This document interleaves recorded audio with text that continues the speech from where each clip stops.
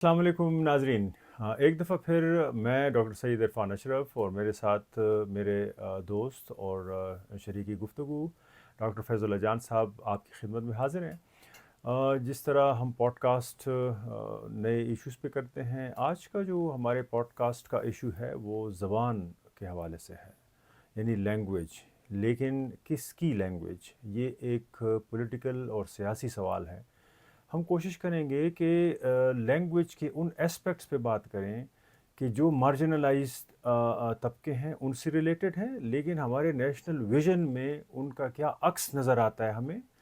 ये तो उसका एक साइड है, लेकिन हम इसके साथ साथ ये भी कोशिश करेंगे कि एपिस्टेमोलॉजिकली या इल्मी तौर पर जब लैंग्वेजेस इग्नोर्ड होती हैं, उसके साथ तबके, उसके साथ उनके मसाइल जब इग्नोर होते हैं, तो फिर किस तरह वो महरूमियाँ जन्म लेती हैं कि जो हमें ज़रूर नज़र में रखनी चाहिए, क्योंकि आजकल के मसाइल में वो हमेशा इग्नोर होती रहती हैं। तो डॉक्टर साहब, हमने पिछले पॉडकास्ट में भी जो पश्तो लैंग्वेज में हमने की ज़बान के ऊपर, यही पॉडकास्ट हम आज रिपीट कर रहे हैं।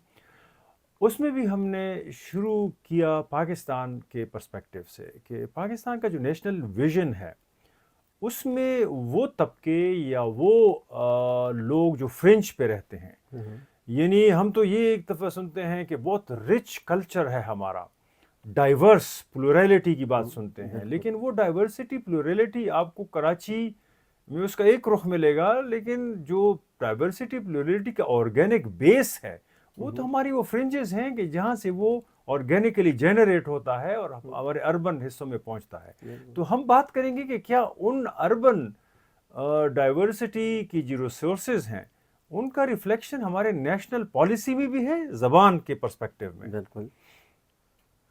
हाँ, इरफान देखिए, मुझे ये कहते हुए कोई मुश्किल नहीं है कि पाकिस्तान जब से बना है 1947 से आज तक ये एक आइडेंटिटी क्राइसिस से गुज़र रहा है, और मुझे नहीं पता कि ये आइडेंटिटी क्राइसिस इनका कब से गुजरेगा।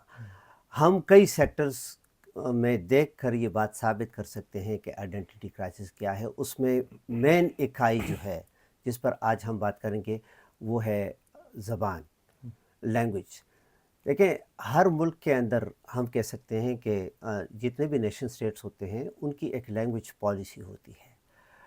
पाकिस्तान की भी लैंग्वेज पॉलिसी है, लेकिन ऑफिशियली आज तक, यानी इतने 76-77 सालों में पाकिस्तान ने कोई लैंग्वेज पॉलिसी एक्सक्लूसिवली अनाउंस नहीं की है।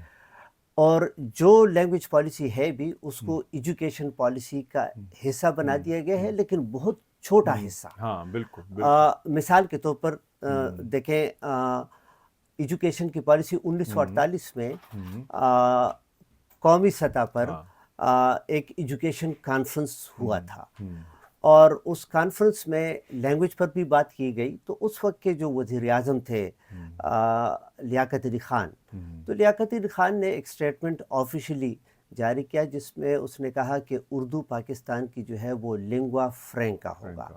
लिंगुआ फ्रैंका नेशनल लैंग्वेज को नहीं कहते, वो ज़ुबान की जिसको कम्युनिकेशन के तौर पर आम लोग इस्तेमाल करते हैं।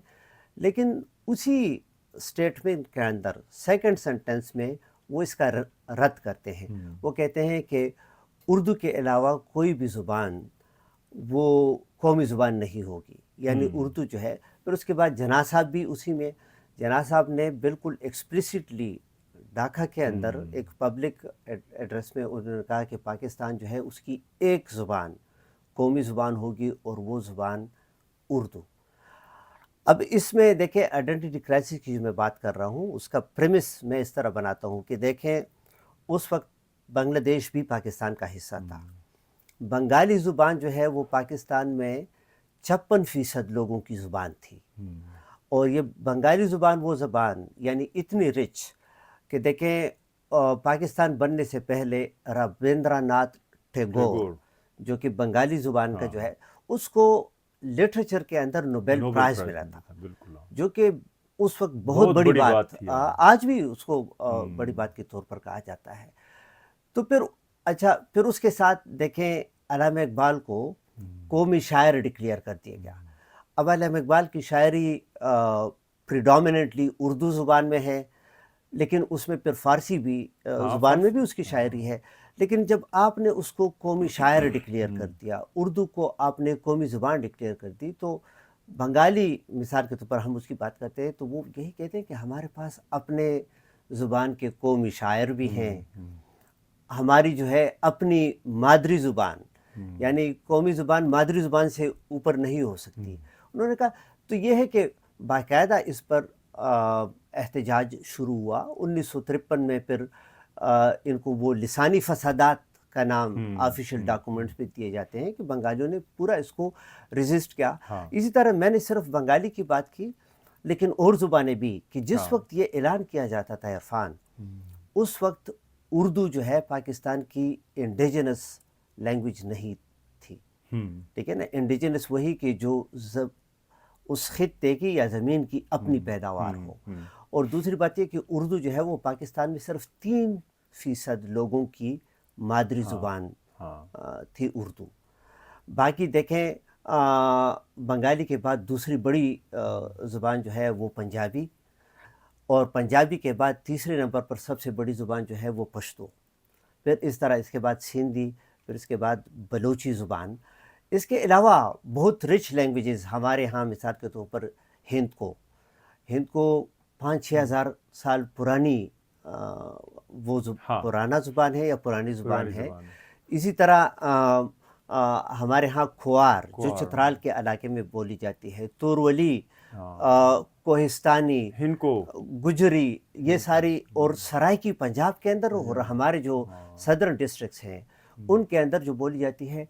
تو جب آپ کہتے ہیں کہ صرف اردو زبان قومی زبان، تو پھر اس کا مطلب ہے کہ باقی سارے جو زبان ہیں ان کو آپ نے بیک فٹ پر کر دیا. بالکل. اور اگر ہم اس آرگومنٹ کو ایکسٹینڈ کر دیں تو اس کا مطلب ہے کہ ان زبانوں سے آپ نے انڈیجنس زبانوں کا سٹیٹس بھی لے لیا، اور ایک ایسے زبان کو دے دیا.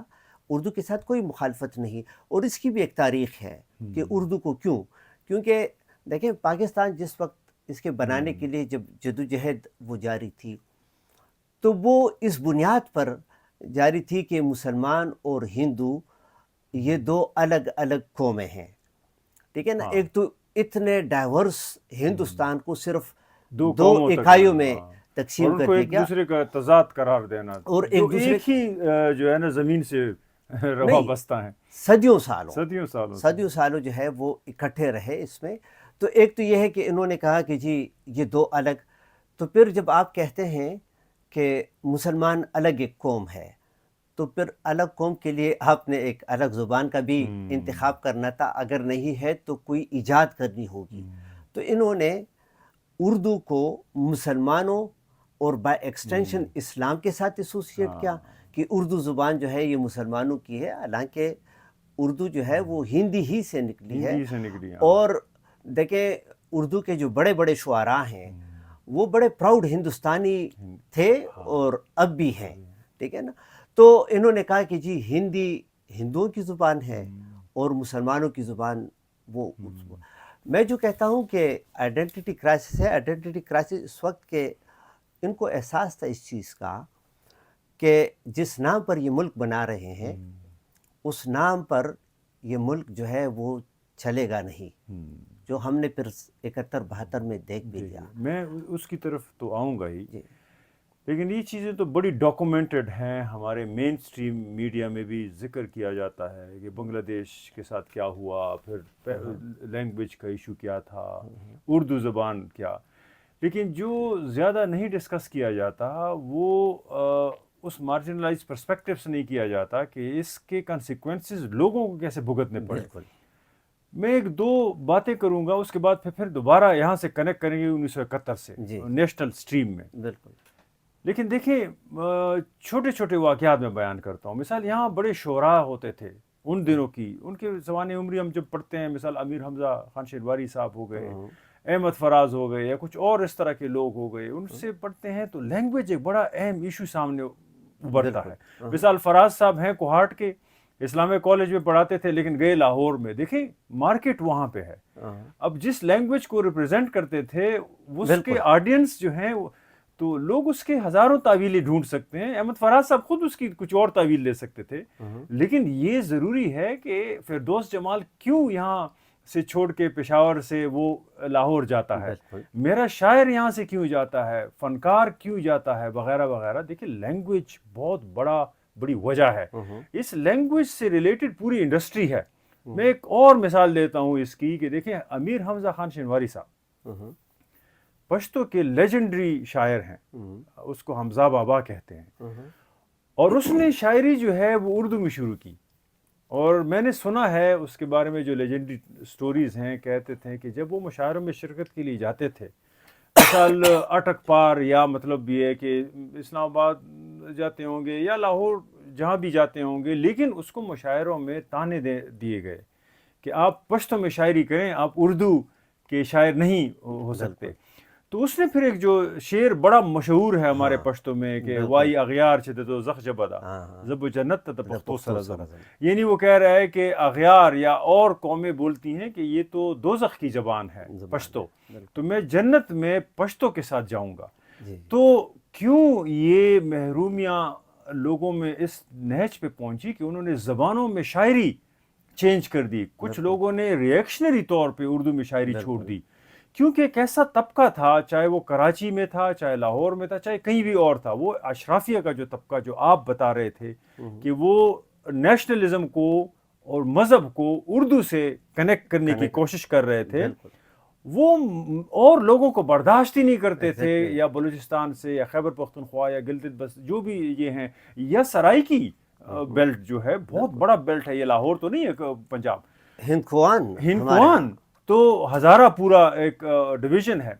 تو جب نہیں برداشت کرتے تھے تو لوگ یا تو شاید وہ چھوڑ دیتے تھے, یا پھر ریئیکشنری اپنے لینگویجز کی طرف چلے جاتے تھے, یا پھر یہ جگہ چھوڑ کے وہ اور جگہوں پہ جو اردو دانوں کی جگہ تھی وہاں چلے جاتے تھے, آباد ہوتے تھے, اپنے لیے ایک مارکیٹ تلاش کر لیتے تھے. لیکن بات ٹی وی تک بھی محدود نہیں ہے, نہ شاعری تک. جرنلزم دیکھیں, یعنی جرنلزم میں 70s 1980s تک یہاں کوئی جرنلسٹ پیدا نہیں ہو سکتا تھا خیبر پختونخوا میں اور کوئٹہ میں. یہاں پر سارے جو جرنلسٹ تھے, جو بیورو چیفز ہوتے تھے, چاہے وہ جنگ کا تھا, چاہے نوائے وقت کا تھا, مشرق یا کوئی بھی ہو, زیادہ تر لوگ یا وہ خار کے علاقے سے آتے, جو شہر کے علاقے تھے, یا پھر وہ کراچی سے لاہور سے آتے تھے. یعنی یہاں وہ کہا یہ جاتا تھا کہ یہ جو پشتون ہیں یا جو پشتو زبان بولتے ہیں, یا یہی شاید بلوچوں کے بارے میں بھی کہتے ہوں گے کہ ان کی لینگویج صاف نہیں ہے, یہ صحیح لکھ نہیں سکتے, تو یہ اچھے جرنلسٹ نہیں بن سکتے. یہ تو دیکھیں پشتو کے پشتون جو جرنلسٹ ہیں, یہ تو 1980s میں رحیم اللہ صاحب پہلے بیورو چیف بنے دی مسلم کے. تو یہ تو افغان جو سو کال جہاد شروع ہوئی تو ان کو تب پشتونوں کی ضرورت پڑی, ادروائز تو لینگویج ہی کی بنیاد پر یہ تفریق کی جاتی تھی. ہمارا ریڈیو, ہمارا ٹیلی ویژن, پشاور سینٹر جو بھی تھا, اس پہ زیادہ تر وہ لوگ تھے کہ یا شہروں سے ان کا تعلق تھا, پشاور شہر کے اندر وہ لوگ جو سیٹلرز تھے یہاں آباد ہوئے تھے, یا پھر یہ کراچی, لاہور یا اس طرح کے جگہوں سے آتے تھے. لوکل پشتونوں کا اس میں وہ حصہ نہیں سمجھا جاتا تھا, بلکہ پالیسی بھی یہ تھی کہ پشتو کے لینگویج کے الفاظ بھی نہ یوز کیے جائیں. عرفان آپ نے اچھا تو دوبارہ میں کنیکٹ کروں گا 1970s تک, جو آپ نے جہاں چھوڑا تھا, جب تک بنگال ہمارے ساتھ تھا تب تک لینگویج ایک ایشو سامنے آیا, کیونکہ انہوں نے بڑی ریزسٹنس کی. ہم میں اتنی وہ نہیں تھی, تو عام پولیٹیکل اویئرنیس نہیں تھی. بنگال سیپریٹ ہوا تو اس میں کچھ لوگوں کا یہ خیال تھا کہ یہ لینگویج پالیسیز اور کلچرز وغیرہ یہ بھی ایک ایشو ہے. تو اس سے پہلے شاید میں ڈیٹس غلط کر رہا ہوں, لیکن فیض احمد فیض اور اس طرح کے لوگوں کو ہائر کیا گیا تھا, اور ان کو یہ ٹاسک دیا گیا تھا کہ جو کلچرل جو پالیسی ہے وہ مرتب کریں. تو یہ باقاعدہ سارے صوبوں میں جا کر انہوں نے سب لوگوں سے انٹرویوز کیا, اور کچھ مرتبات بھی ہوئی. میں آپ سے پوچھوں گا کہ کچھ نہ کچھ اویئرنیس اس حد تک بھی تھی کہ زبان ایک ایشو ہے, کلچر ایک ایشو ہے بنگلہ دیش کے پرسپیکٹو میں. لیکن جب سے بنگلہ دیش سیپریٹ ہوا, اب تو کوئی ایشو ہے ہی نہیں ہے. اب تو کسی کے سامنے کلچر, لینگویج وغیرہ کوئی بھی ایشو نہیں رہا. تو کیا وجہ ہو سکتی ہے؟ عرفان وہی دیکھیں, آپ نے جو کہا کہ کلچر کی یا لینگویج جو ہے اس کی وجہ سے ایک کنفیوژن ہاں یہاں پر تھی، وہ کنفیوژن پھر ختم ہو گئی. دیکھیں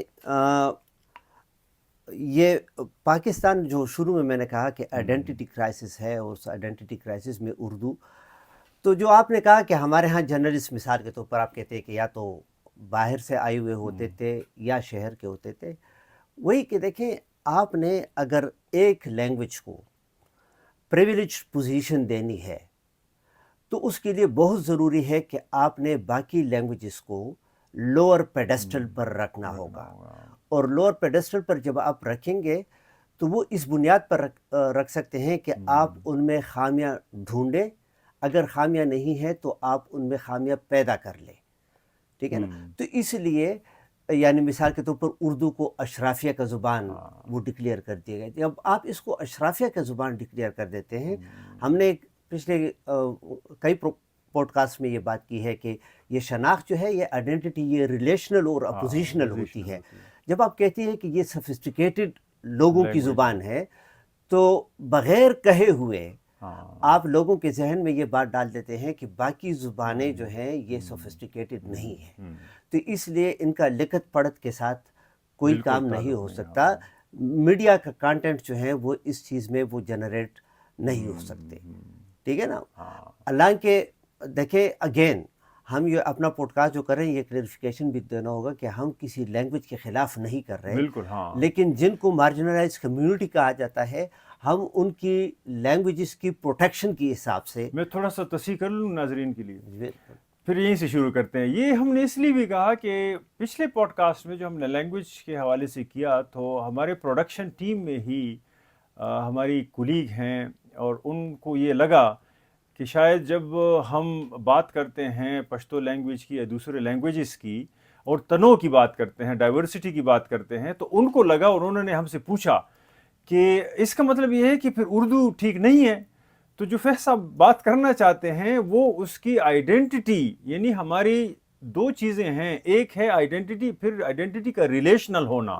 یعنی آئیڈینٹی تفریق سے تو بن سکتی ہے، مثال یہ پشتو ہے کیونکہ یہ اردو نہیں ہے تو یہ تفریق ہے، لیکن اس کا دوسرا جز ضرور سمجھنا چاہیے کہ جب ہم پشتو کی بات کرتے ہیں، اس کا مطلب یہ نہیں کہ اردو نہیں ہے تو اردو خراب ہے. نہیں، اردو نہیں ہے، لیکن اردو کی اپنا ایک مقام ہے، تو یہ ریلیشنل ہو گیا. یعنی اس کا پورا بہت خوبصورت لینگویج ہے، رابطے کی ہماری ایک زبان ہے، اس کی اپنی ایک ہسٹری ہے، سوفسٹیکیشن ہے اس میں. اور اس میں غالب جیسا شاعر جو ہے نا، اس نے غالب جیسے شاعر نے، علامہ اقبال جیسے شاعروں نے، میر تقی میر، کون اس طرح کے لینگویجز کو جو ہے نا وہ دھتکار سکتا ہے. لیکن قطعاً مطلب یہ نہیں ہوتا. مطلب یہ ہے کہ جب ہم آئیڈینٹی کی بات کریں اور آپ ریلیشنل نہ بنائیں، تو پھر اس سے بڑے شناخت کے مسائل شروع ہو جائیں. تو ہم پشتو کی بات کر رہے ہیں کہ جس طرح اردو ایک عظیم زبان ہے، اس طرح پشتو، اس طرح دوسری زبانیں بھی عظیم ہیں. عرفان دیکھیں، سمپل سی بات یہ ہے کہ ہم زبانوں کا مقابلہ نہیں کر سکتے، یا نہ تقابلی جائزہ ہم لے رہے ہیں، کیونکہ آگے ہم پڑھیں گے جو کنسیپچول سیکشن میں آئیں گے کہ ہر زبان جو ہے یہ علم کا ایک خزانہ ہوتا ہے، معتبر ہے، اس میں کوئی شک نہیں. معتبر. لیکن میں اس حساب سے کہتا تھا کہ دیکھیں جب انہوں نے، تو پاکستان کے اندر جو انڈیجنس لینگویجز ہیں، ہم پشتو کی مثال لے لیں گے اور ہندکو کی، جو جس کی تاریخ مجھے معلوم ہے. ہندکوان جو ہے ان کے تحقیق کے مطابق ہندکو زبان 5000 سال پرانی زبان ہے. اس طرح پشتو جو ہے اس کی 4000 سال معلوم، بلکہ 5-6 ہزار سال تک کہتے تھے. اردو کی جو ہے وہ سینکڑوں میں ہے، ٹھیک ہے نا، اس حساب سے. اور ہم یہ نہیں کہیں گے کہ یہ اردو زبان جو ہے اس کی کمزوری ہے، لیکن ہم کہتے ہیں کہ اتنے ہزاروں سال پرانی ایک لینگویج، اگر آپ اس کو اپنی پالیسیز کی بنیاد پر ڈیفیشنٹ زبان، یعنی اس زبان میں مکمل طور پر اظہار نہیں کیا جا سکتا، لوگ جو ہے اپنی زندگی کا اور اپنے سوشل ورلڈ کا خاکہ نہیں کہہ سکتے، تو اس سوچ میں بہت بڑی خامی ہے. تو اس لیے دیکھیں جب پاکستان بننے کی تیاری ہو رہی تھی، جو مہم اس کے لیے جاری تھی، تو اگین وہی کہ اگر آپ اپنے لوگوں کو اکٹھا کرنا چاہتے ہیں تو اس کے لیے بہت ضروری ہے کہ آپ نے ایک اینیمی بھی بنانا ہوگا ان کے لیے.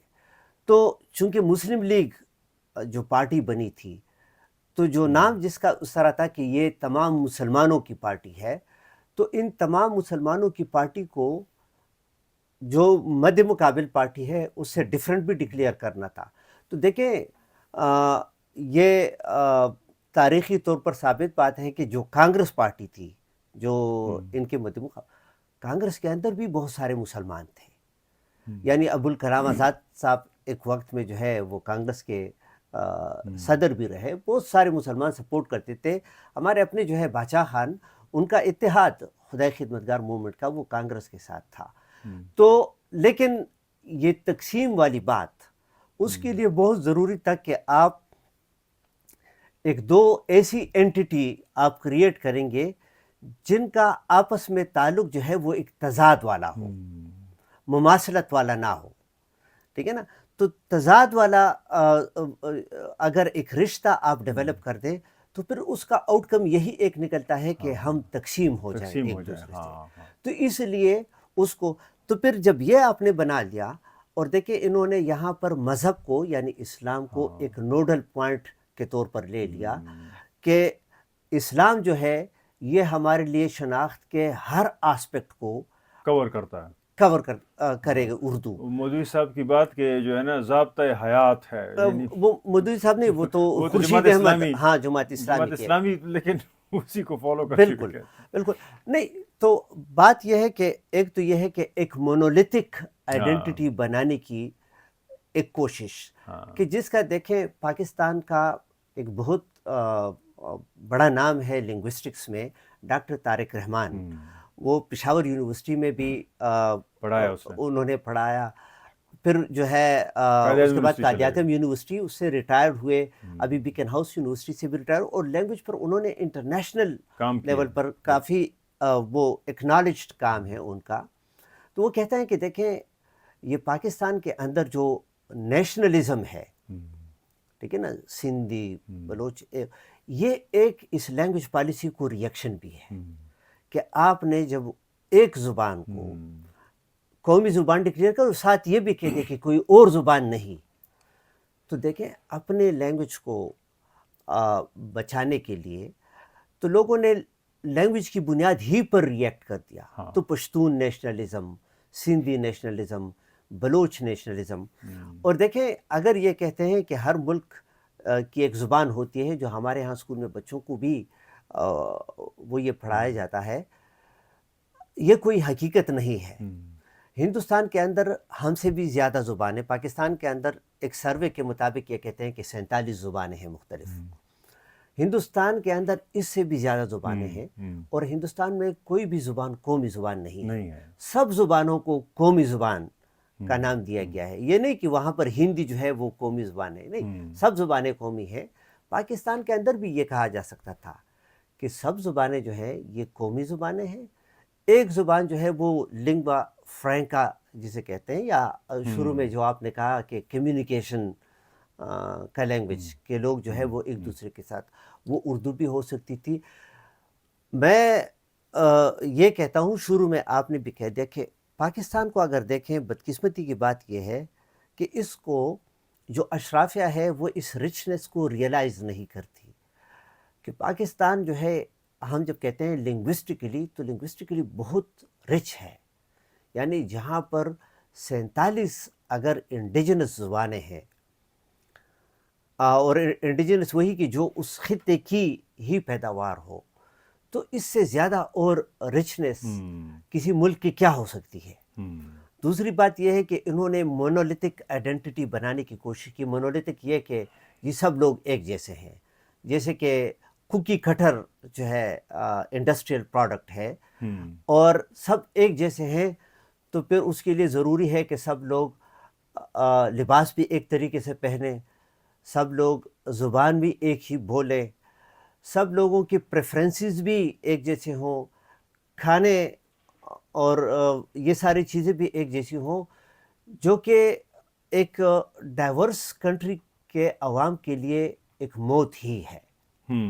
تو بجائے اس کے کہ اس ڈائیورسٹی کو اکنالج کر کے، ریکگنائز کر کے ان کو پروموٹ کیا جاتا، تو ابھی آج تک مسلسل کوشش کی کی جاتی ہے کہ اس ڈائیورسٹی جو ہے اس کو ایریز کیا جائے. آپ نے ایک بات بڑی اچھی کی, اس کو ایکسپلین کرنے کی ضرورت ہے کہ جو آپ نے صحافت کی مثال دے دی, تو میں جو کہتا ہوں نا کہ یہ پاکستان اپنے ساتھ ظلم وہ کر رہا ہے. دیکھیں, زبان کو اگر ہم صرف الفاظ اور جملوں کی سینس میں نہ لیں, زبان سائنٹیفکلی یہ ثابت ہے کہ ہر زبان جو ہے یہ لوکل وزڈم کا ایک خزانہ ہوتا ویسے ہے. یہ ہم علمی اس میں نہیں رکھتے. نہیں, میں ادھر جائیں گے, لیکن مجھے ایک بات بڑی شدت سے آئی ہوئی ہے. نہیں, میں اس کا وہ آپ کی طرف آ رہا ہوں کہ دیکھیں میڈیا کے اندر اب ہمارے ہاں جرنلسٹ مثال کے طور پر باہر سے کیوں آتے تھے؟ انہوں نے ایجوکیشن کی زبان اردو رکھ دی, ہاں, انہوں نے پھر میڈیا کی زبان اردو رکھ دی. یعنی آفیشیلی اعلان نہیں کیا, لیکن آپ نے جب کہا کہ قومی زبان اردو ہے, تو دیکھیں اگر میں اور آپ پشتون ہوتے ہوئے ہم نے جتنی اردو سیکھی ہے وہ اہل زبان سے نہیں, یعنی اسکول میں ہمارے استاد بھی ہماری ہی طرح پشتون تھے, ٹھیک ہے نا, ہمارا اپنا انوائرمنٹ وہ پشتو والا انوائرمنٹ ہے. آپ نے یہ زبان ہمارے اوپر تھوپ بھی دی, یعنی امپوز کی ہے. یہ لینگویج امپیریلزم ہے, ٹھیک ہے نا, یہ لینگویج امپیریلزم ہے. آپ نے ہمیں امپیریلزم کے اندر دھکیل دیا. اوپر سے پھر آپ ہم سے ایکسپیکٹ کر رہے ہیں کہ ہم لکھنؤ کے لہجے میں اردو بولیں, تو پھر آپ ہمیں اپنے ٹیلی ویژن پر بھی جگہ دیں گے, آپ اپنے ریڈیو پر بھی ہمیں جگہ دیں گے, اور آپ دوسرے پبلک فورم پر بھی. یعنی مثال کے طور پر ہمارے لوگوں کو میڈیا میں اس لیے دیکھیں کوئی کنسیڈرڈ پالیسی نہیں ہوگی, لیکن سلیکشن لیتے ہوئے یہ کنسیڈریشن ضرور ہوتی ہے کہ اس کی اردو ٹھیک ہے یا نہیں. میں تھوڑا سا کر سکتا ہوں. ہاں, اور ایک میں ریئل ایگزامپل آپ کو دے دوں کہ کافی سال پہلے وائس آف جرمنی کے اردو سروس کے ایک اردو دان صاحب ہمارے ڈپارٹمنٹ آئے تھے جرمنی سے, اور اس نے کہا کہ پشاور سے ہمیں ایک کرسپونڈنٹ چاہیے. تو اس نے بہت سارے لوگوں کو ہمارے ڈپارٹمنٹ کے اندر ان کا اردو کا ٹیسٹ ہوا, اور اس موصوف نے اس دکھ کا اظہار کیا کہ ہمارے لوگوں کو اردو نہیں آتی, صحیح نہیں آتی. صحیح, تو میں سوچتا ہوں کہ اس صاحب جو ہے اس کو اگر اس وقت ہم بتا دیتے کہ یار یہ جس کوالٹی کی اردو کا آپ ہم سے تقاضا کرتے ہیں, ہمارا کیا لینا دینا اس تقاضے. یہ اگر رابطے کی زبان ہے تو میں جس اردو میں بات کرتا ہوں وہ آپ کو سمجھ آتی ہے یا نہیں, ٹھیک ہے نا. بے شک تھا کو میں تھی کہوں, پھر کو میں پھر کہوں, لیکن جو میں کہنا چاہتا ہوں آپ کو سمجھ آتی ہے. اور پھر بھی میں کہتا ہوں کہ میں اپنی دل کی بات نہیں کر سکتا, کیونکہ میں اپنی دل کی بات اپنی مادری زبان ہی میں کر سکتا ہوں, ٹھیک ہے نا. کسی بھی زبان اور دوسری زبان میں, وہ اردو ہو انگریزی ہو, میں اپنے آپ کو مکمل طور پر ایکسپریس کبھی نہیں کر سکتا, کبھی نہیں کر سکوں گا, ٹھیک ہے نا. اور یہ کوئی خامی نہیں ہے, ٹھیک ہے نا.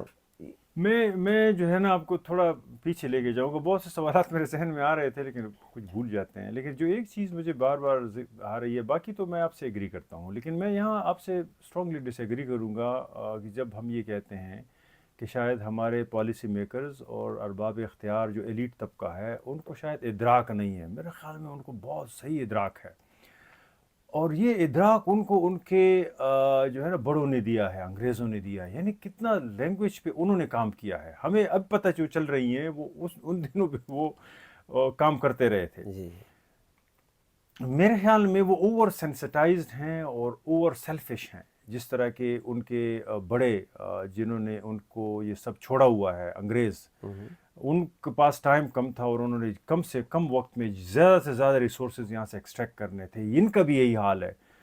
انہوں نے یہاں رکنا تو نہیں ہوتا, اس لیے اس بنیاد پہ میں یہ کہنے کی کوشش کر رہا ہوں کہ یہ نہیں ہے کہ ان کو پتہ نہیں ہے, یہ بالکل ٹھیک ٹھاک اسی چیز کو لے کے چل رہے ہیں. ایشو یہ ہے کہ جو آئیڈینٹی کرائسس یہاں پہ ایمرج ہو رہا ہے اس کے بغیر یہ چل نہیں سکتے. مثال کے طور پہ میں آپ کو بتاؤں کہ اگر لوگ کلیئر ہوں اور لوگوں کو پتہ چلے کہ اردو کی کیا اہمیت ہے ان کی زندگی میں، ان کی اپنی زبانوں کی کیا اہمیت ہے، اور یہ ایک دوسرے کے ایکسپینس پہ نہیں ہونی چاہیے یہ اہمیتیں. تو پھر یہ لوگ حکومتیں کیسے کریں گے؟ یہ تو ڈیوائڈ اینڈ رول والی چیزیں ہیں جو ہم ہر وقت استعمال کرتے ہیں، لیکن یہ ڈیوائڈ اینڈ رول صرف پالیٹکس میں تو نہیں تھا. لوگوں کو لڑانا، ان کو ریاست کے لیے ریسورس استعمال کرنا، وار فارڈر استعمال کرنا، یہ تو اس کی نیچے تو لینگویج تک بات آتی ہے. میں چھوٹی سی اینیکڈوٹ بتاتا ہوں آپ کو، آپ کے ساتھ میں نے ڈسکس کیا ہے، آپ نے بھی میرے ساتھ ڈسکس کیا ہے. میں اپنی بچی کے ساتھ گیا اس کے اسکول، اور جہاں میں فیس جمع کر رہا تھا اور اس کا ایشو ڈسکس کرنا تھا، اس کے بڑے کے آفس پہ تھا یہاں پشتو بولنا منع ہے، یہ لکھا ہوا تھا. ویسے ہم اسکرین پر دکھائیں گے پشاور میں ہاں، جتنے بھی سو کالڈ ایلیٹ اسکولز طرف ہیں آ رہا ہوں میں. ان کی پرنٹڈ ڈائریز کے اندر یہ لکھا ہوا ہے. میں اسی طرف آ رہا ہوں. میں رکا اور میں بڑا مجھے افسوس ہوا اس پہ. میں نے کوشش کی کس طریقے سے میں پکچر بھی لے لوں اپنے ساتھ. بہرحال وہ میں نے فیس جمع کر لی. تو میری بیٹی نے مجھے کہا کہ آپ نے کیوں ایسا؟ میں نے اس کو کہا کہ بیٹا یہ اسکول ہے تمہارا، مجھے تو افسوس ہے کہ یہ اس طرح کا. اس نے کہا کہ کون سی بری بات اور ہے؟ یہ بڑا ایکسپینسو اسکول بہت ہے. ایکسپینسو اسکول ہے، بالکل. تو اس نے کہا کہ اس میں کون سی بری بات ہے کہ اگر وہ ہمیں انگریزی سکھاتے ہیں؟ دیکھو پھر وہی بات، یعنی انگریزی یا اردو کا سکھانا at the expense of Pashto. یعنی جب آپ اس طرح کی سوچ ڈیولپ کرتے ہیں تو آپ ایک پالیٹکس کے نیچے اس طرح کی سوچ ڈیولپ کرتے ہیں، اور وہ ہے کالونائز مائنڈ کی پالیٹکس. یعنی جو انگریز اپنے ساتھ لائے تھے وہ اسپیشل ڈیوائڈ کرتے تھے، وہ لنگوسٹک ڈیوائڈز کرتے تھے، اور اس کا بنیادی مقصد یہ ہوتا تھا کہ انہی لوگوں میں تفریق کر کے ایسے طبقے پیدا کیے جائے جو ان کے لیے کام کر سکے، اپنی طبقوں کو محکوم رکھ سکے. تو لینگویج جو آپ کو سامنے نظر آ رہا ہے کہ ہمارے ذہنوں میں یہ ہے، اور یہ ہمارے کلاسوں میں ہم سے پوچھا جاتا ہے کہ جب ہم ایک بات کرتے ہیں تو لامحالہ یہ لے لیتے ہیں کہ اگر یہ پشتون کی بات کرتا ہے تو یہ تو پاکستان کے انٹرسٹ کے خلاف بات کر رہا ہے. یعنی کب یہ ہو سکتا ہے کہ پشتون کے انٹرسٹ پاکستان کے انٹرسٹ کے خلاف ہو، یا بلوچ کا انٹرسٹ؟ ویسے پاکستان کے انٹرسٹ پشتون، بلوچ، گلگت وہ بلتستان پاکستان کے کے انٹرسٹ کے خلاف ہے. پاکستان کی بھی انٹرسٹ نہیں ہے، لیکن وہ بالکل ڈیلیبریٹ پالیسی ہے کلونیل دور سے چلی آئی ہوئی، کیونکہ یہ پوسٹ کلونیل سٹیٹ ہے، یہ کولونائزڈ ہی ہے. اس طرح یہ آزاد تھوڑی ہوا ہے. میں آپ سے یہ پوچھنا چاہ رہا ہوں کہ جب ہم یہ یوز کریں تو ہمیں بھی ڈیلیبریٹلی دیکھنا چاہیے کہ اب تک چونکہ سٹیٹ آزاد نہیں ہوا، اس کی جو ایجوکیشن پالیسی ہے، اس کی جو لینگویج پہ جو اپروچ ہے، اس کی آئیڈینٹی کی طرف جو اپروچ ہے، جو ایک بائنری اپروچ ہے، وہ ایک ڈیلیبریٹ ہے، وہ کسی غلطی کی نتیجے میں نہیں ہو رہا. اسی بنیاد پر سنٹر جو ہے وہ فرنجز پہ کالونی کی طرح ایک حکومت کر رہا ہے. ہمیں بھی اس کو واپس جب دیکھیں تو ہمیں اس کو یہ لیوی نہیں دینا چاہیے کہ یہ جو ہے نا سمجھ نہیں رہے اور یہ غلطی کر جاتے ہیں. لیکن میں آپ کا ٹیک لوں گا، پھر ہم اس کے ایپسٹیمولوجیکل ایسپیکٹ پہ جائیں گے، علمی ایسپیکٹ پہ. عرفان بہت شکریہ، آپ نے کلونیلزم کی طرف کہا. اس میں ہم وہ کنسیپچول پارٹ بھی شامل کر دیں گے. دیکھیں، میں نے اپنے وہ پشتو پوڈ کاسٹ میں بھی کہا تھا کہ ویسے کہا جاتا ہے کہ پاکستان ایک پوسٹ کلونیل اسٹیٹ ہے، لیکن ہم پالیسیز کی بنیاد پر جب دیکھتے ہیں تو پاکستان ایک نیو کلونیل اسٹیٹ ہے، پوسٹ کلونیل نہیں ہے. کیونکہ یہاں سے صرف سفید چمڑے والے گئے ہیں، لیکن انہوں نے نظام وہی رکھا ہے، اور جو کلرڈ چمڑا ہے انہوں نے اسی نظام کو اور بھی ویپنائز کیا ہے مارجنلائز کمیونٹیز کے خلاف. میں ہسٹری سے ایگزامپل لیتا ہوں. آپ نے بڑا اچھا کیا کہ یہ انگریزوں نے وہ کیا تھا. دیکھیں، امپیریلسٹ یعنی اکیڈیمکلی جب ہم کہتے ہیں کہ جی امپیریلزم از آلویز ٹوٹل سے مراد یہ ہے کہ امپیریلزم صرف اکنامک اور پولیٹیکل نہیں ہوتا، وہ انسانی معاشرے کے، انسانی زندگی کے ہر آسپیکٹ کو کنٹرول کرنے کا ایک میکینزم ہوتا ہے. تو انگریز جب یہاں پر ہندوستان میں آئے اس خطے میں، تو وہی کہ کلونیلزم کا ایک پوٹنٹ ٹول بلکہ لیتھل ویپن ان کا ہوتا ہے ڈیوائڈ اینڈ رول. تو ڈیوائڈ ہندوستان کے اندر انگریزوں سے آنے سے پہلے یہاں پر بڑا ہم کہہ سکتے ہیں کہ ہارمونی والا انوائرمنٹ تھا مختلف مذاہب کے لوگوں کے دوران. یعنی ہم جب تاریخ میں دیکھتے ہیں تو ہمیشہ معلوم تاریخ میں ہمیشہ مسلمانوں ہی نے حکومت کی. حالانکہ مسلمان یعنی مغل دیکھیں، مغل کے بعد. تو انگریز جو ہے اس نے اسی پالیسی کو اپنایا کہ پہلے تو ان کو تقسیم کرنا ہے. تو دیکھیں اس نے ہندوستان کی تاریخ کو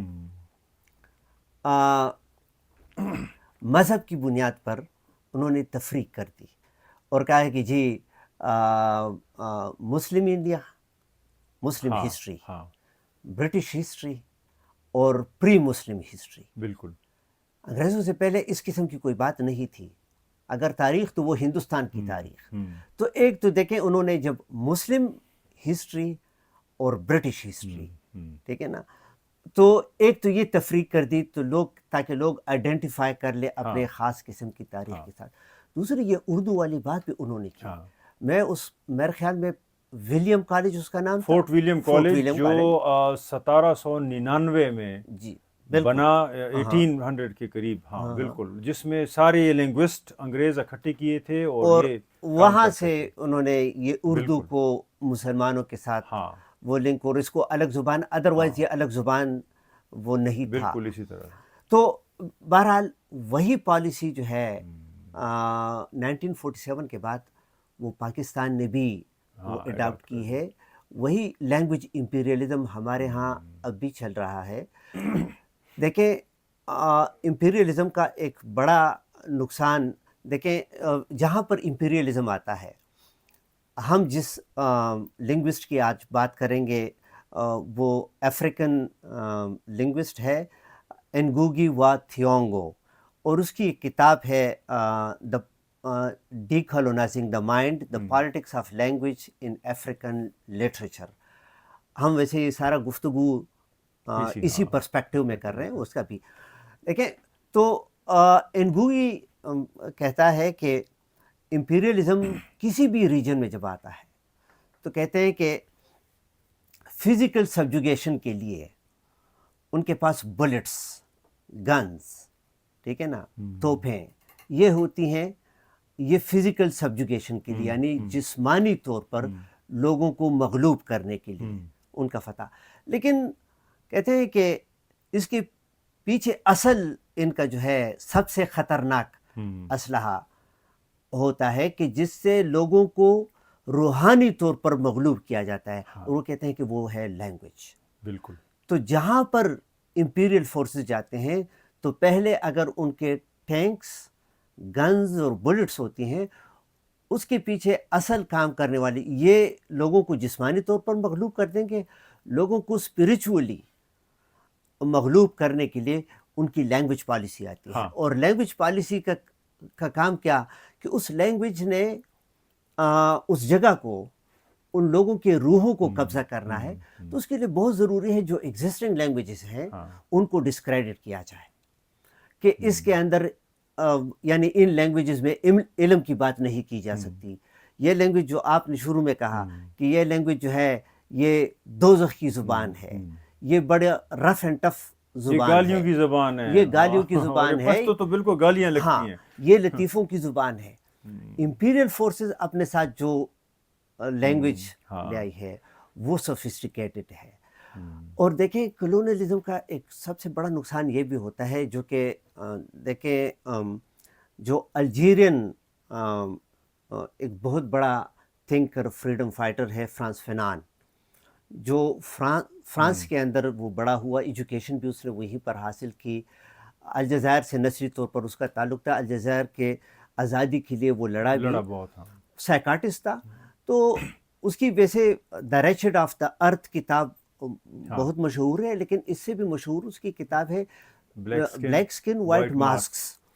تو اس میں وہ یہ بات کرتا ہے کہ یہ کلونیلسٹ جہاں پر چلے جاتے ہیں تو امپیریلزم اور کلونیلزم کا سب سے بڑا جو نقصان ہوتا ہے لوکل کمیونٹی کا، کہ وہ ان کو، کیونکہ یہ پہلے مجھے بتا دینا چاہیے تھا کہ لینگویج کو اگر ہم دیکھیں تو لینگویج صرف کمیونیکیشن کا ٹول نہیں ہے، علم، یہ کلچر جو ہے کلچر، اس کا کیریئر بھی ہے. یعنی کلچر ایک جنریشن سے دوسری جنریشن کو، دوسرے سے تیسرے کو پاس آن ہوتا ہے، وہ لینگویج کے ذریعے وہ ہوتا ہے. یعنی ہم اپنے ہیروز کے ساتھ اگر اپنے آپ کو کنیکٹ کرتے ہیں تو وہ بھی لینگویج کے ذریعے، ہمارا فیوچر جنریشن ہمارے ساتھ وہ کریں گے. اگر اس لینگویج کو کسی لیول پر بریک کر دیا جائے تو پھر اس کا مطلب یہ ہے کہ اس ماضی کے ساتھ آپ کا ایک خلیج رپچر رہ جائے گا، ایک رپچر رہ جائے گا، آپ اس سے کٹ آف ہو جائیں گے. تو پھر آپ کیا کرتے ہیں کہ آپ امپیریل فورسز کے ساتھ اپنے آپ کو آئیڈینٹیفائی کرنے کی کوشش کرتے ہیں. تو امپیریل فورسز کے ساتھ آئیڈینٹیفائی کرنے کے لیے پھر آپ امپیریل فورسز کا لینگویج سیکھتے ہیں. اور پھر جس طرح ہم نے کہا کہ لینگویج صرف الفاظ نہیں ہے، جملے نہیں ہے، لینگویج کے ساتھ ایسوسیٹڈ اس لینگویج کے لوگوں کے ویلیو سسٹم، شناخت کے وسائل ہیں سارے، شناخت نہیں، ویلیو سسٹم، کلچرل سسٹم، یہ سارے ایسوسیٹڈ ہوتے ہیں. اور زبان کبھی ایسی نہیں ہے کہ آپ کہیں گے کہ جی میں نے ان لوگوں سے صرف زبان اٹھا لی ہے، باقی ویلیو سسٹم، کلچر سسٹم میں نے اپنا رکھ لیا. نہیں، آپ نے ویلیو سسٹم بھی ان کا لے لیا. اس لیے آپ صرف غور کریں عرفان، آج کل یہ ٹرینڈ ہے، مثال کے طور پر آپ اگر انگریزی میں گالی دیں تو وہ برا نہیں لگتا، اسی طرح ٹھیک ہے نا، وہ برا نہیں لگتا. آپ مثال کے طور پر اگر ہم کہیں کہ جی پنجابی یا پشتو میں نہیں، اگر مثال کے طور پر آپ یہ کہنا چاہتے ہیں نا کہ میں اس کو وہ کیا کہتے ہیں، حاجت کیا، یعنی مثال کے طور پر آپ باتھ روم جانا چاہتے ہیں، حاجت رفو کیا کہ جو بھی آپ باتھ روم جانا چاہتے ہیں نا، تو آپ پشتو میں اس کے لیے فکر استعمال اگر کریں گے تو آپ بہت انکلچرڈ لگیں گے. آپ ایون اردو میں اگر کہیں گے تو انکلچرڈ لگیں گے. انگریزی میں اگر آپ وہی کہیں گے جی آئی وانٹ ٹو پس، ٹھیک ہے نا، تو وہ برا نہیں سمجھا جائے گا، برا نہیں سمجھا جائے گا، عام سی بات، کیونکہ اگین امپیریل اور ان کی زبان ہے، ٹھیک ہے نا. مثال کے طور پر دیکھیں یہ ایف ورڈ بہت زیادہ استعمال ہوتا ہے، ہمارے لوگ اس کو استعمال کرتے ہیں، لیکن اسی کا اگر پشتو کا لفظ یا اس کا اردو کا، پنجابی کا، بڑا عجیب لگے گا. تو وہ کہتا ہے فرانس فنان کہ یہ امپیریلزم و کلونیلزم پھر یہ کالونائز لوگوں کے ساتھ یہ کر دیتا ہے نا کہ کالونائز لوگ اپنی زبان سے نفرت شروع کر دیتے ہیں، یعنی اپنے آپ کو آئیڈینٹیفائی اس سے نہیں کرنا چاہتے. دیکھیں وہ کہتا ہے اپنے لباس سے، اور یہاں تک وہ کہتا ہے کہ وہ اپنے سکن سے بھی نفرت شروع کر دیتے ہیں. یہ کلونیلزم، امپیریلزم، اس کی ایک خاصیت یہ بھی ہے کہ جن لوگوں کو مغلوب کیا جاتا ہے تو وہ نفرت بھی کرتے ہیں اپنے ماسٹر سے، لیکن ایٹ دا سیم ٹائم اپنے ماسٹرز کو ایڈمائر بھی کرتے ہیں، اور اس کے امیج میں ایوالو بھی ہونا چاہتے ہیں. ایگزیکٹلی، یعنی اس کی پوزیشن میں بھی جانا چاہتے ہیں. تو اگر آپ اسی کو امیجن بھی کرتے ہیں، انسپریشن بھی لیتے ہیں، تو پھر اس کا مطلب ہے کہ آپ کو اپنا آپ ڈیفیشٹ لگتا ہے نا، کمی ہے آپ کے کلچر میں، اور کلچر آپ کا جو ہے وہ چلتا ہے زبان کے اوپر، ٹھیک ہے نا.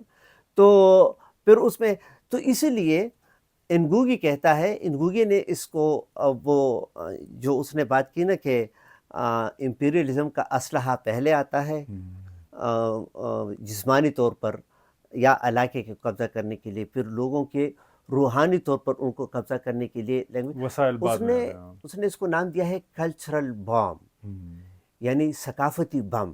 اور وہ کہتے ہیں ثقافتی بم وہ اس لیے ہے کہ ایک اور زبان جب آپ پر امپوز کی جاتی ہے تو وہ آپ کو آپ کے ہیرو سے ڈسکنیکٹ کر دیتے ہیں، وہ آپ کو آپ کی تاریخ سے ڈسکنیکٹ کر دیتے ہیں، وہ آپ کو اپنے انوائرمنٹ سے ہی ڈسکنیکٹ کر دیتے ہیں. تو دیکھیں جس طرح ایک بم انڈسکریمنیٹ تباہی پھیلاتا ہے، ایگزیکٹلی وہی جو ہے جو اس نے اس کو کلچرل بم کہا ہے. اس کی بھی ہم یہ نہیں کہہ سکتے کہ صرف ہماری زبان تبدیل ہو گئی، نہیں، زندگی کا ہر آسپیکٹ جو ہے وہ آپ کا جو ہے وہ تبدیل ہو جاتا ہے. میں تھوڑا سا جو ہے نا، آپ چونکہ ڈائریکٹ شروع کیا، میں تھوڑا سا اس کا بیک گراؤنڈ دینا چاہ رہا تھا کہ جو ہمارا کنسیپچول پارٹ تھا، جی اس میں ناظرین جب ہم کنسیپچول پارٹ کو شروع کر رہے تھے تو میرے ذہن میں یہ تھا کہ ہم کیوں لینگویج پہ اتنا فوکس کر رہے ہیں آج.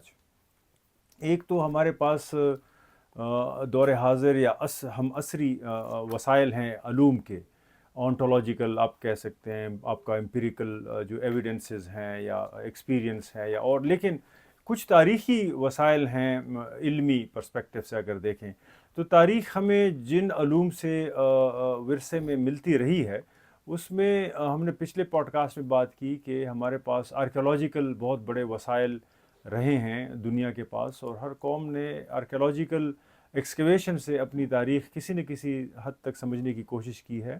ہمارے پاس پشتونوں کا جو ایریا ہے یہ گندھارا آرٹ کا بہت بڑا سرچشمہ رہا ہے، لیکن ہم نے اس کو اس طرح استعمال نہیں کیا، وہ اس ایک علیحدہ بحث ہے، ہم کسی دن بات کریں گے، لیکن یہ ایک اہم وسیلہ ہے۔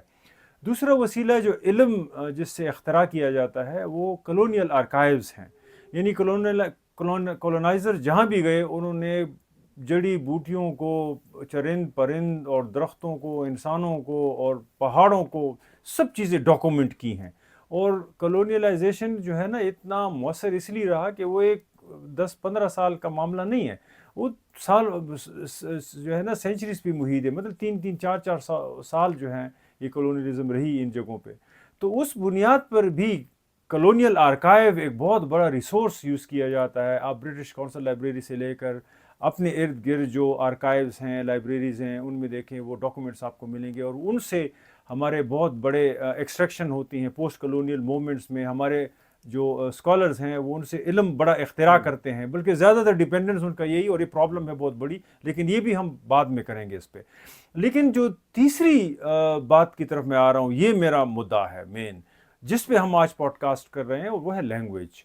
تو لینگویج ٹرن جو ہے وہ کہہ رہے ہیں کہ انسانی تاریخ میں یہ علم کا سب سے بڑا ایک لیونگ ریسورس ہے کہ جس سے ہم نالج کا یا علم کا اختراع کر رہے ہیں۔ تو ہم جب پشتو کی بات کرتے ہیں یا اردو کی، تو یہ صرف کمیونیکیشن کے پرسپیکٹیو میں نہیں کر رہے، جس طرح فیض صاحب نے بتایا کہ اگر آپ کمیونیکیشن تک لینگویج کو محدود کر لیں گے تو پھر یہ وہی کولونائزیشن والی بات ہوگی۔ آپ آرگینک جو ہیں وہ چیزیں نہ سوچ سکتے ہیں یا اس طرح نہیں سوچ سکتے جس طرح کہ دنیا کی جو انڈیپینڈنٹ قومیں ہیں وہ سوچتی ہیں۔ اور جو فیض صاحب نے پہلے بات کی کہ ہم اکثر اپنے کولونائزر کے امیج میں ایوالو کرنے کی کوشش کرتے ہیں، یعنی ہم بھی انگریز بننا چاہتے ہیں جس طرح ہمارے یہ حکمران بننا چاہتے ہیں۔ ان کی وجہ شاید یہ بھی ہے کہ دیکھیں وہ لوگ جب آئے تو انہوں نے بڑی محنت کی، انہوں نے آپ کے لینگویج میں جو اختراعیں کیں وہ ہمارا علم وہی ثابت ہوئی ہمارے لیے۔ اب ہم بجائے یہ کہ ہم اپنی اختراعیں کریں، کوششیں کریں، یہ بہت آسان ہے کہ وہ ان کے جانے کے بعد اس کو ورثے کے طور پہ استعمال کریں اور مزید اختراع نہ کریں۔ تو جب تک مزید اختراع نہیں ہوگی تو کیسے کولونائزیشن سے آپ نکل سکتے ہیں؟ جو لینگویج ٹرن ہے، جو اگرچہ اس کی تفصیل میں جا سکتے ہیں، لیکن اس کا بنیادی یہ ہے کہ کس طرح لینگویج کے ذریعے لوگ اپنے پچھلوں کو، علوم کو، اس کو ریوائیو کرتے ہیں اور آگے جانے کے لیے پاسبلٹیز، ممکنات ڈھونڈتے ہیں۔ مثال قصہ خوانی بازار ایک لفظ ہے۔ اب قصہ خوانی کی کتنی بڑی تاریخ ہے، تو آپ کو یہ ایک لفظ قصہ خوانی جرنلزم کے لیے پورا محور ہو سکتا ہے، لوکل جرنلزم کی پورا سٹرکچر آپ کنیکٹ کر سکتے ہیں۔ جس طرح کہ امریکہ میں فرسٹ امینڈمنٹ ایک ہے 200-250 سال پہلے ان کے آباء و اجداد نے، ان کی اور کو تو کوئی تاریخ نہیں ہے، تو وہ اسی ریولوشن سے فرسٹ امینڈمنٹ پہ پورا جرنلزم ان کا کھڑا ہے۔ اسی طریقے سے مثال میں نے پچھلے پوڈ کاسٹ میں بھی کہا کہ میں ایک آرکیولوجسٹ سے مل رہا تھا، اس نے کہا کہ ہزار خوانی ایک لفظ ہے، تو مثال ہزار خوانی پہ آپ کا پورا ٹریڈ روٹ آپ دریافت کر سکتے ہیں کہ کس طرح سلک روٹ پہ ہزاروں قسم کے قافلے آتے تھے، اور وہ پھر اباسین یا دریا سندھ پہ جو ایک کشتیوں کا پل ہوتا تھا، وہ ایک پل تھا، اس لیے وہ لوگ ایک وقت میں نہیں جا سکتے، تو جو ہے نا سینکڑوں قافلے یہاں پہ پڑاؤ ڈالتے تھے۔ تو اس سے آپ کو یہاں کا جو کلچرل جو جراثیم ہے وہاں سے آپ کو وہاں ایوالو ہو سکتی ہیں۔ تو میں اس لیے آؤں گا، آپ نے بات کی فورٹ ولیم کالج کی، میرے خیال میں شاید میری بڑی خواہش ہے کہ کوئی پشتون لینگوسٹ، کوئی جو ہے وہ بلوچ لینگوسٹ، یا کوئی جو ہے سندھی لینگوسٹ، یا کوئی پنجابی لینگوسٹ، یا کوئی ہندکوان لینگوسٹ آئے اور دیکھے کہ ان کا تنزل، ان کے علم کا، ان کے شناخت کا، ان کے اور ایشوز کا ڈائریکٹ فورٹ ولیم کالج سے بنتا ہے۔ یعنی ہمیں جو علم مل رہا ہے مطالعہ پاکستان اور ان صورتوں میں، وہ تو یہ کہہ رہے ہیں کہ اردو نجات دہندہ ہے، ٹھیک ہے بہت خوبصورت زبان ہے نو ڈاؤٹ، لیکن اردو ایک علمی زبان نہیں ہے، وہ ایک شاعری کی، لٹریچر کی اور یہ سب چیزیں نہیں ہیں. شاید اس وقت نہیں وہ تھی، اب تو ہے. دیکھیں وہ میں نہیں کہہ رہا، لیکن یہ پھر وہی بائنری والی بات ہوگی، یہ بات ہی کرنا غلط ہے کہ نہیں ہے، لیکن میں ریئیکشنری ہو کے کہہ رہا ہوں کہ اس طرح تو نہیں ہے جس طرح 50,000 سالوں کی تاریخیں ہیں. اور اردو کو ایک پولیٹیکل پرپس کے لیے یوز کیا گیا تھا انگریزوں نے، اس کو دوبارہ پولیٹیکل پرپس کے لیے یوز کیا. پاکستان کے جو موجودہ حکمران ہیں انہوں نے کسی علم کے لیے نہیں یوز کیا تھا. اس کا ایک آرگینک ایسپیکٹ ہو سکتا ہے، لیکن وہ اتنا پرانا نہیں ہے. 13ویں 14ویں یا 15ویں صدی سے نکلتا ہے، جس کو لشکری زبان کہتے تھے، ریختہ. وہ اس کا ایسپیکٹ نہیں بن سکتا جو 5000 سال پرانی جو لینگویجز ہیں ان کی تاریخ اور ان کے لوگوں کی ایک آرگینک ہسٹری ہے. میں دوبارہ بائنری نہیں کریٹ کرنا چاہتا کہ ایک کو دوسری کی ضد پہ ڈکلیئر کروں. میں یہ کہنا چاہ رہا ہوں کہ ایک زبان کو دوسروں کی ضد پہ بنایا گیا، ہم اس کو کیسے توڑ سکتے ہیں؟ اور لنگوسٹ اور علم کے ذریعے تو شاید انگوگی کا جو یہ بک ہے اس سے بھی ہمیں کوئی ہیلپ ملتی ہے. بالکل بالکل، اس پہ کئی چونکہ آج جتنی بھی ہم ڈسکشن کر رہے ہیں، میں تو اپنی طرف سے یعنی اسی کے جو وہ ہے آئیڈیاز ہے اس کی روشنی میں بات کروں. دیکھیں پاکستان کے بڑے نامور تاریخ دان ڈاکٹر مبارک علی صاحب، مبارک علی صاحب اپنی کتاب میں لکھتے ہیں کہ تاریخ ایک تسلسل کا نام ہے، اور وہ کہتے ہیں کہ تاریخ کا اپنا بہاؤ ہے. ٹھیک ہے نا؟ اب ہم جب کہتے ہیں تاریخ ایک تسلسل کا نام ہے، اس تسلسل کو قائم کیے ہوئے کرنے میں جو بنیادی رول ہے وہ زبان کا ہے. ہمارے دیکھیں غنی خان، مشہور شاعر، فلسفی، اسکلپٹر، اور خان عبد الغفار خان یعنی بادشاہ خان جو ہے اس کے صاحبزادے، وہ ایک بات بڑی زبردست اس نے، بلکہ میں کہتا ہوں کہ بہت سے ذہن کے اندر جو لاجواب سوال تھے ان کے جوابات بھی مل جاتے ہیں. اس نے کہا تھا کہ ایک وقت ایسا تھا کہ پشتون، اور یہ میں نے افراسیاب خٹک صاحب کی زبانی سنی ہے کہ انہوں نے کہا کہ پشتون آرٹ میں اتنے آگے گئے تھے. جب ہم گندھارا سیولائزیشن کی جو وہ پینٹنگ اور دیکھتے ہیں نا، کہتے ہیں کہ وہ ایبسٹریکٹ آرٹ تک بھی کرتے تھے. مثال کے طور پر وہ کہتے ہیں کہ بدھا پشتونوں نے نہیں دیکھا تھا، لیکن وہ بدھا کے جو ہے اس کے اسکلپچر بھی بناتے تھے، اس کے اسٹیچو بھی بناتے تھے اور آرٹ میں بھی بناتے. لیکن وہ کہتے ہیں کہ پھر اب ہم جب آپ ابھی دیکھتے ہیں تو پشتو زبان کے اندر یہ رنگ جو ہے نا، کلرز 10-11 سے زیادہ نام نہیں ہیں. ٹھیک ہے نا؟ اب یہ رچنس جو ہے، اب یہ ویکنس کو ظاہر کرتا ہے، یہ رچنس کو نہیں. ایک طرف ایبسٹریکٹ آرٹ، دوسری طرف جو ہے عالم یہ کہ اس میں رنگ. تو غنی خان نے کہا کہ جو ہنز نے جب اس ریجن پہ اٹیکس کیے تو کہتے ہیں کہ انہوں نے اتنے لارج سکیل پر تباہی کر دی کہ اس کے بعد جو یہاں کی لوکل پاپولیشن انڈیجنس جو پشتونوں ہی کے آباء و اجداد تھے، انہوں نے نئے سرے سے ثقافت اور تہذیب کا آغاز شروع کیا، جیسے کہ اسٹون ایج سے. تو اس نے کہا کہ یہ ہونس کے اٹیک جو ہیں، اس نے پشتو کا لفظ اس کے لیے یوز کیا تھا شلون، جس کو ڈسکورس کی لینگویج میں رپچر کہتے ہیں، کہ اس نے پشتون کو، یا ہم کہتے ہیں پشتونوں کو، اپنے تاریخ سے ڈسرپٹ کر دیا اور نئے سرے سے انہوں نے وہ اختراع کر دی. پھر اس کے بعد ترقی کرتے کرتے دیکھیں کوئی بھی کلچر سٹیٹک نہیں ہوتا، لیکن امپیریلزم نے پھر ہمیں وہاں پر روک دیا. اس نے ایک اور رپچر کاز کر دیا. امپیریلزم کے بعد پھر 1947 میں اگین ہم ایک مسلمان ریاست کے اندر ایک کلونیل سٹرکچر کے اندر زندگی گزار رہے ہیں، جو کہ مسلسل ایک رپچر ڈکلیئر کرتا ہے. اور وہ رپچر کس طرح، وہ ہم اس ایفیکٹ میں آتے ہیں. انگوگی یہ کہتا ہے کہ جن لوگوں سے آپ نے ان کی زبان لے لی نا، تو ان کے ہیروز تو آپ نے لے لیے، لیکن ان کے اپنے جد و جہد یا سٹرگل کی جو تاریخ ہے، وہ تاریخ بھی آپ نے ان سے لے لی، کیونکہ یہ اپنے آپ کو اس سٹرگل کے ساتھ لنک نہیں کر سکتے. مثال کے طور پر آپ نے صحافت کی اتنی بات کی، اور میں اس انتظار میں تھا کہ آپ جو ہے وہ خدای خدمتگار کے ہاں پختون رسالے کی بات کر لیں گے، لیکن آپ نے کیونکہ نہیں کی۔ میرے امیجنیشن سے وہ ڈسکنیکٹ ہو چکا ہے کسی Exactly. طریقے سے، حالانکہ میں کانشیسلی کوشش کرتا ہوں. ہاں باچا خان ہاں، اس باچا وقت خان. میں جب انگریز یہاں پر اپنے عروج پر تھے، وہ پشتو کا رسالہ چلاتے تھے، پشتون، پشتون، ہاں جس میں پشتون خواتین بھی لکھتی تھیں، لکھتی تھی. ہاں ٹھیک ہے نا، پشتون خواتین بھی. اب وقار صاحب کی کتاب بھی ویسے آئی ہے، اس ہاں پہ اگر کوئی پڑھنا چاہے بالکل، خواتین کے رول پر اس وقت کے جرنلزم میں، پشتون رسالے پر بھی رسالے پر ان کی اس میں کتاب وہ آئی ہے. وقار علی شاہ وقار صاحب، علی ڈاکٹر شاہ وقار علی شاہ صاحب جو قائد اعظم یونیورسٹی سے اور بڑے اچھے ہسٹورین ہیں، بڑے نامور. تو بہرحال اب دیکھیں دوسری یہ ہمارے جنریشن کو دیکھیں، ینگ جنریشن کو، ہم اپنے آپ کو خدای خدمتگار موومنٹ کے ساتھ کنیکٹ نہیں کر سکتے، اپنے آپ کو آئیڈینٹیفائی نہیں کر سکتے. بالکل ٹھیک ہے. ٹھیک ہے نا.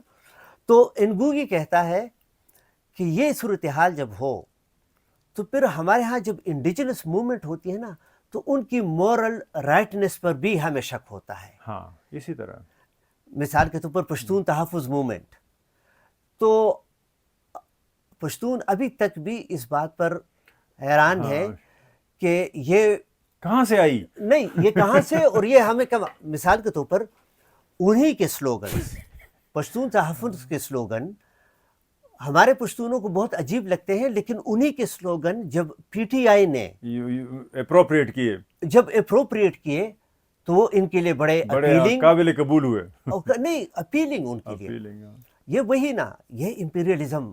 اچھا، منظور پشتین کا ریزسٹنس ایکسیپٹ نہیں کریں گے، عمران خان کا ریزسٹنس جو ہے ایگزیکٹلی وہی. دیکھیں نا انگوگی کی بات، وہ افریقہ کے بارے میں کہتا ہے، لیکن دیکھیں ہم اپنے اوپر جب اچھا ویسے ایک اور بات اس نے کہا کہ لینگویج امپیریلزم آپ کے انڈیجنس موومنٹ سے مورل رائٹنس لے لیتی ہے. آپ نے بڑی اچھی بات کی کہ منظور کا ریزسٹنس نہیں لگتا ہے، وہ بغاوت اس کو کنسیڈر کیا جاتا ہے. عمران خان کا خان ریزسٹنس صاحب ملک کا کی آزادی کا، دیکھیں دوسری آزادی نہیں، کا. خان صاحب نے دیکھیں اس ملک کا سیاسی اختلاف بھی ہے میرا، لیکن وہ کہتے ہیں مجھے پاکستان کے اس پالیٹکس میں کوئی انٹرسٹ نہیں ہے کہ جس میں پشتونوں کے سٹیکس یا مارجنلائز کمیونٹیز کے، گلگت بلتستان کے اور ان کے، وہ مجھے نہیں. لیکن ویسے کل پرسوں سے کنٹروورسی چلے آ رہی نا، تو عمران خان نے 2 بم گرائے ہیں پاکستان پر. ایک جب اس نے ریپیٹڈلی کہہ دیا کہ امریکیوں نے میری حکومت گرا دی، ٹھیک ہے نا. دیکھیں امریکہ اور پاکستان کے تعلقات کس نہج پر وہ لے گیا. اور کل پرسوں اس کی بیگم نے یہ کہا کہ سعودی عرب کے کہنے پر یہ سب کچھ ہوا ہے، یہ سب کچھ ہوا. دیکھیں، اور یہ 2 ایسے ممالک ہیں جن سے پاکستان خیرات لے کے سروائیو کرتا آ رہا ہے، امریکہ اور سعودی عرب سے. لیکن بہرحال یہ باتیں لوگوں کے لیے بڑی ہیروئک ہیں، ہمارے لوگوں کے لیے، پشتونوں کے لیے. میں وہی میرے کہہ رہا لیے تھا ٹراما ہے وہ، اس لیے کہ ہمارے بہت سے پشتون مجھ سے سوال کرتے رہے ہیں کہ یہ منظور پشتین اگر سچا ہے تو فوج اس کو مارتی کیوں نہیں ہے. مجھے اتنا دکھ ہوتا ہے اس بات پہ. میں ان سے یہ پوچھتا ہوں کہ عمران خان آپ کو سچا نظر آتا ہے؟ وہ کہتے ہیں ہاں. میں نے کہا کبھی خواہش ظاہر نہیں کی آپ نے کہ عمران خان کو فوج کیوں نہیں مارتی. ملالہ کے بارے میں بھی ان کا سب سے کو شرم بڑا نہیں گلہ آتی، یہ ہے نا کہ وہ مری ان کیوں کے نہیں. ذہن اس طرح جو ہے نا گنگ ہو چکے ہیں کہ یہ انہی کے لیے جو کوئی آواز اٹھاتا ہے وہ ان کے لیے نہیں، وہ اپنے لیے آواز اٹھا رہا ہے، لیکن ان کی آواز ان کی آواز ہے، ایک دوسرے کی آواز بنے. یہ اس پہ نہج ہے کہ اس کو مارتا کوئی کیوں نہیں ہے. دوسری طرف وہ عمران خان جو انہی کا بندہ ہے وہی لے کے آئے، انہی کا کلاس کا بندہ ہے، ایچیسن کا پڑھا ہوا ہے. کوئی چیز مشترک نہیں ہے میرا اور عمران خان کی. عرفان، ہمارا اس بڑا کی لوگ دعائیں پڑھ رہے ہیں، پورا ملک دعائیں کر رہا ہے. ہمارا بڑا امپورٹنٹ ٹاپک ہے، اس پر خراب نہیں میں کریں گے. حیرانی سے کہہ رہا ہوں، میں اس سسٹم سے اپنے آپ کو کس بات پہ ڈسوسیٹ کرتا ہوں اور اسی پر اچھا میں آپ کی بات علم کی بات ہو رہی تھی، ایپسٹیمولوجی کی. میں آپ کی چیز کو بہت اچھا لگا مجھے. 1 منٹ میں ڈسکنیکٹ کر دوں گا پھر اس کو. میں کہتا ہوں میں کیوں اس میں انٹرسٹ نہیں لیتا. صاف سی بات ہے کہ اس وقت ملک میں جو جھگڑا چل رہا ہے پاکستان کے اندر، وہ تخت پنجاب کے لیے 3 پنجابیوں کے درمیان ہے. ایک پنجابی نواز شریف، ایک پنجابی آرمی چیف یا آرمی کو آپ پنجابی کہیں، اور ایک عمران خان. یہ تینوں ہے پنجابی، اور جھگڑا ان کا تخت پنجاب پہ ہے، یعنی پنجاب جن کے کنٹرول میں ہے پورا ملک. اور ان تینوں کی مارجنلائز کمیونٹی کے لیے ایک ہی پالیسی ہے. ایک تو ہے اس لیے ہمیں کوئی نہیں کرنا انٹرسٹ چاہیے. اس جھگڑے کے اندر ہمیں کوئی انٹرسٹ نہیں تو لینا. میں دوبارہ واپس لے جا رہا ہوں. epistemology, yes. بہت امپورٹنٹ آپ نے پہلا جو نقطہ میرے ذہن میں بار بار اٹھ رہا تھا کہ جن قوموں کی زبان ان سے چھین لی جاتی ہے یا ختم ہو جاتی ہے یا وہ خود ہی وہ قومیں اپنی زبان کو جو ہے نا اون نہیں کرتے تو پھر ان کی سویلائزیشنز یا ان کے کلچرز تک ختم ہو جاتے ہیں. بالکل. کہتے ہیں کہ جو عرب وہ ہوا یعنی عربز نے یعنی مکہ مدینہ سے اٹھے یا عرب نے جو فتح پائی ایجپٹ میں دمشق میں اور ان جگہوں تک اسپین تک وہ گئے تو کچھ لوگوں کا یہ خیال ہے کہ مثال ایجپٹ کی زبان تو عربی نہیں تھی یعنی ایجپٹ تو عرب سے پہلے بہت بڑی سویلائزیشن رہی ہے نا یعنی میسوپوٹیمین جیوگرافیکلی افریقہ ہے. افریقہ ہے میسوپوٹیمین یعنی ان کا جوڈائزم کے ساتھ ایک بڑا ریلیشن شپ رہا ہے اور ہیبرو یا اس طرح کی ہیبرو سے بڑا قریب ہے بجائے عربی کے. بلکہ دیکھیں وہ یونان اور ایسٹ ان کے ان کو ملاتا ہے تو اس وجہ سے بڑا رچ کہ ان کو اچھا سویلائزیشن ہے نا سمپل بات. پاکستان سویلائزیشن نہیں ہے لیکن جو ایجپٹ ہے وہ ایک سویلائزیشن میسوپوٹیمین یا جو بھی آپ کہیں اس کو ریپرزینٹ کرتا ہے. اسی طریقے سے ایک اور سویلائزیشن تھی جس پہ بھی عرب آئے اور وہ تھا پرشین سویلائزیشن. یہاں تک آئے. لیکن یہ کیوں ہے کہ ایجپٹ کی جو سویلائزیشن ہے وہ تو مٹ گئی, اس کی زبان اپنی نہیں رہی, کچھ بھی نہیں رہا, وہ عرب سویلائزیشن کا حصہ بن گئی. آج بھی جائیں تو وہاں زبان جو ہے عربی ہے. لیکن پرشین کیسے بچ پائے سویلائزیشن اس سے؟ پتہ ہے اس میں کیا کہتے ہیں؟ ایک اس میں بنیادی فیکٹر لوگ فردوسی کے شاہ نامے کو کہتے ہیں کہ فردوسی تو کوئی عام بندہ نہیں تھا. فردوسی کے شاہ نامے کی اہمیت کیوں ہے؟ کیونکہ اس نے عربوں کی تاریخ میں وہ شلون لانے سے بچایا کہ جو شلون ایرانیوں کی تاریخ میں آنا تھا یا جو شلون ایجپٹ کی تاریخ میں آیا یا جو شلون پشتونوں کی تاریخ میں آیا. پشتونوں کی تاریخ میں شلون یا رپچر کسی اور حوالے سے وہ اس سے ملے جڑی ہیں. کو عربوں اگر شلون دیکھیں تو وہی ہے. آپ محمد بن قاسم سے اپنے آپ کو جوڑتے ہیں یا جیوس سے جوڑتے ہیں لیکن گندھارا سویلائزیشن سے نہیں جوڑتے. تو وہی بات ہوئی پھر ایگزیکٹلی نہیں وہ اب وہ ہمارے لیے پرایا ہو گئے نا. لیکن جو انگوگی بات کہہ رہا ہے وہ وہی ہے کہ فردوسی کا شاہ نامہ آپ کو بچا سکتا ہے پوری سویلائزیشن کو اگر کوئی ایک بھی بندہ ایسا ہو کہ آپ کے کنیکشن کو جوڑے اس لاجیکل طریقے سے جس طرح کہ آپ کا آرگینک ہسٹری چلی آ رہی ہے. ادروائز اگر وہ لاجیکل کنیکشن آپ کی ہسٹری کا ختم ہو جائے تو قومیں اور سویلائزیشن بیچ میں سے ختم ہو جاتی ہے. دیکھیں عرفان ہم وہ امپلیکیشنز پر بھی آئیں گے. وہ امپلیکیشن اگین انگوگی کے کانسیپٹس ہیں نا کہ لینگویج جو ہے یہ آپ کو ڈسکنیکٹ کر دیتی ہے بہت ساری چیزوں سے. یعنی مثال کے طور پر کہا جاتا ہے, میں چونکہ اردو پوئٹری اتنا وہ نہیں جانتا, میں نے اسٹڈی بھی نہیں کی اس کی, لیکن کہتے ہیں کہ اقبال جو ہے وہ خوشحال خان خٹک کی شاعری سے بڑے انسپائر تھے. ٹھیک ہے نا. اور بہت سے اشعار یا ہم کہتے ہیں کہ جو ہے ایک حصہ شاعری کا وہ علامہ اقبال نے اردو میں بڑے نفیس انداز میں اردو کے نفیس انداز میں اپروپریٹ بھی کیا. یعنی شاہین نامہ وہ اس کا تو وہ جو کہتے ہیں نا عقاب نامہ ہے شاید. ہاں جو بھی. تو میں کہنا یہ چاہتا تھا کہ جب امپیریل زبان جب ہم پر امپوز کر دی گئی نا تو ہمارا نوجوان نسل علامہ اقبال کو تو جانتے ہوں گے, اس کی شاعری کو, اس کے اشعار بھی آتے ہیں, اس پر کنٹیکٹ.